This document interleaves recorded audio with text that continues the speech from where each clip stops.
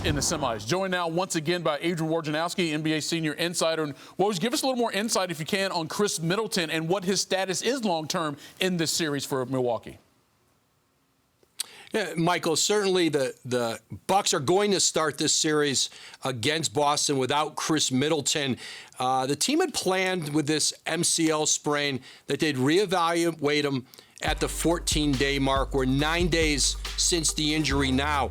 They feel like they're going to have a better sense of a timeline when they look at him then. They like the progress he's made so far, and they're certainly not ruling him out of this series completely yet. They just don't know. And so I think we'll have a better view on Chris Middleton sometime midweek next week about how soon he might be able to come back in these playoffs for Milwaukee. Obviously, a key player for the defending champs. Yeah, and clearly the longer the series goes, maybe the greater potential he would be able to play, right, maybe a Game 6 or a Game 7. Let's take a step back from the playoffs for a second. We're here in Los Angeles, and so much talk about what's going on with the coaching search there, with Frank Vogel getting dismissed.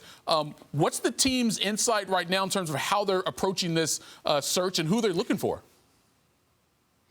Michael, they're doing this search a little differently than other teams might. Typically, teams will ask for permission on maybe up to a dozen candidates, a large number, start interviewing them one after another, do sometimes 2 or 3 in a day on Zoom, bring them in person.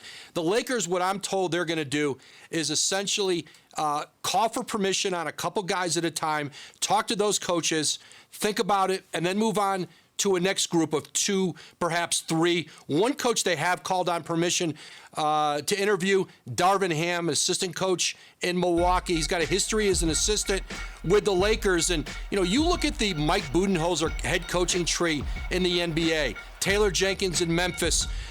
Quinn Snyder is from that coaching tree. Kenny Atkinson, who had success in Brooklyn, and certainly Darvin Ham, well regarded around the league. He's certainly somebody the Lakers are going to take a long look at, and he'll be part of this process. Yeah, good point there, Woj. You asked a lot of people around the league. They're surprised Darvin hadn't had a head coaching opportunity before. That's right. Right now. Adrian Wojnarowski here with us on NBA Countdown. Appreciate it. Thank you for watching ESPN on YouTube. For live streaming sports and premium content, subscribe to ESPN+.